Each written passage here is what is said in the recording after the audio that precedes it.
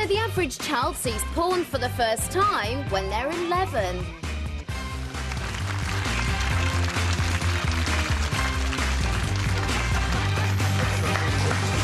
That's right, 90% of our children have accidentally viewed porn online by the time they're 11. You're watching The Right Stuff with the comic Richard Herring, Nihal Arthanaika and Anne Diamond. In a little while, we're asking if Hitler's moustache could ever make a comeback. We could only get that on this show. Why, when we see it, do we think of Hitler and not Charlie Chaplin? 0207 173 5555 is the number for your thoughts on this bristly issue. Just before we do porn and schools, what about atheist David Miliband and schools, Sure. C of E schools in particular? Yep, we've got quite a few emails if I can read them out. The first one I have is from Stephen. He says, yes, Miliband is a hypocritical atheist for putting his child in a faith school, and faith schools should be banned anyway on the grounds that they're immoral, unethical, dangerous and fraudulent. There's a petition group on Facebook called Ban Religious Child Grooming, and that's exactly what we should do. Ban religious child grooming. It sounds like something I'd come out with. Fantastic. Right, OK. Just drop them off. The next one is from Shannon. I don't think that David Miliband is a hypocrite. He should be able to send his children to whatever school. I'm glad that he's not forcing his atheism on his children. I don't know about that, you see, because I think as a cabinet minister in a Labour government, then he couldn't choose a private school because they believe in comprehensive schools. So yeah. a faith school is still, you know, state funded. So. This one's quite an interesting one from Sarah. There is a reason why David Miliband might want to send his children to the said C of E primary school that has been overlooked. It teaches an alternative version of the curriculum, the international primary curriculum. So the real debate might be about choosing a school using IPC in my or the National Literacy Numeracy Strategy curriculum in a more prescribed way. Sounds like a letter drawn up by Ed Balls, doesn't it? If they make it sound so complicated and just bore people into submission, don't they? There could be another reason we don't know anything about. You know, they may not be very good at maths at that particular school or something. No, the Primrose Hill Primary, literally, I mean, it's at the end of my road, and everybody that sends their kids there, rich or poor, says it's a fantastic school. I've never heard a bad word Anyone who about lives there is all right. Yeah. Aren't they? It's a very nice area. Now, talking of schools, should they teach kids the dangers of watching pornography? What dangers? I hear some of you gasp, moan and scream. Well, a new survey featured in the Sunday Times online suggests boys who watch porn don't see anything wrong in pinning down and sexually harassing women in later life. They're more likely to indulge in casual sex and less likely to form successful relationships as they grow older than boys that don't. Now, Blue movie director Justin Ribeiro dos Santos has weighed in, arguing for the dangers of porn to be taught in schools. We should say to kids, he says, porn is a vice. I say, grunted breathlessly may have been more appropriate. Like drugs or alcohol or overeating, it can get out of control. He went on to explain that while porn can enhance an adult sexual relationship, it can be damaging to children, especially if they access it before gaining any experience or love or relationships themselves. So porn on the national curriculum. We could put the idea to Ed Balls, who has the name for it, or maybe get Jackie Smith to do it on our behalf, because we know she understands the dangers of porn. Seriously, though, if the danger of porn went on the curriculum, and this is the bit that's really interesting, when would kids be taught about it? Same as drugs and booze, which I think is currently around 11, so they'd see it and just learn before games, presumably, to get the adrenaline going.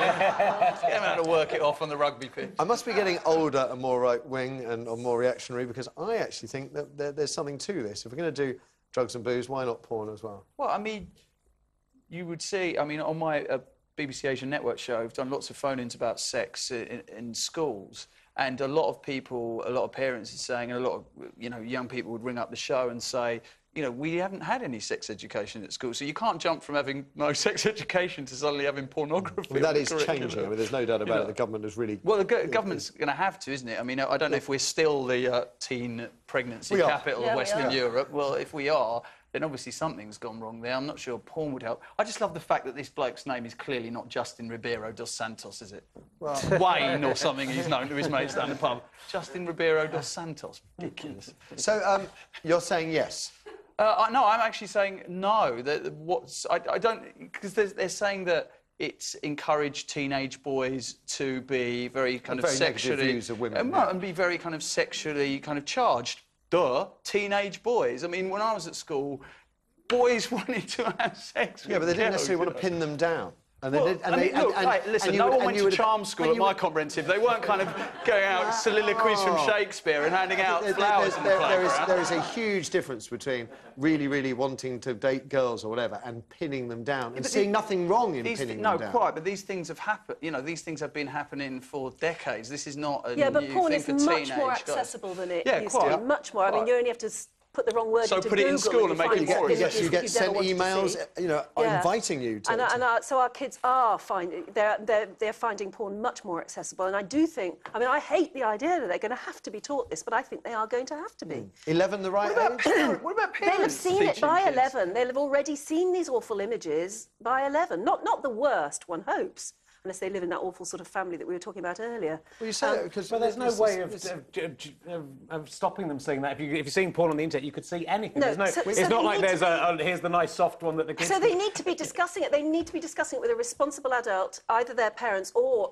a teacher in school, about the fact that this is porn, what it is. It is an industry. That's fine. You can be sucked you have that in. discussion in social studies, but I mean, putting the teachers in this position where they have, no pun intended, obviously, putting them in a position where they have to teach this stuff. I mean, ask teaching unions whether their members really want to be doing these kind of lectures. If they're not being taught it at home, and you only have to look at the Devil Boys in Doncaster to see that there are some parents out there that don't give their children any instruction at all. Maybe we do in school. And Richard, we were saying that when we were kids, the kind of porn that you might be exposed to was much softer than I mean, the I stuff feel you sorry get. for kids because as a kid you're going to be trying to seek out that stuff. When I was a kid, you'd have to find a magazine in the woods somewhere, and that was, you know, it's quite hard. And then you'd get something like some fairly soft porn magazine, and you'd be quite scared of what you saw. And then, you know, it's kind of appalling to think a kid can just click on something and see, you know, stuff that's aimed at jaded men in their 40s, like you and I, who shock me. You know, when you're young and still attractive, you don't need to do these disgusting things that we need to do as older men to get off. So you're with some nice, attractive girl,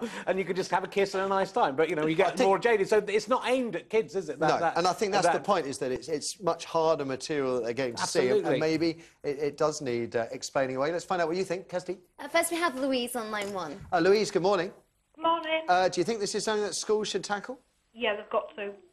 Because why? My 12-year-old son came home from school, and he has a mobile phone, and he kept from school. He came home with it. Another kid had sent it across to his, and it was heterosexual sex, but it was anal sex.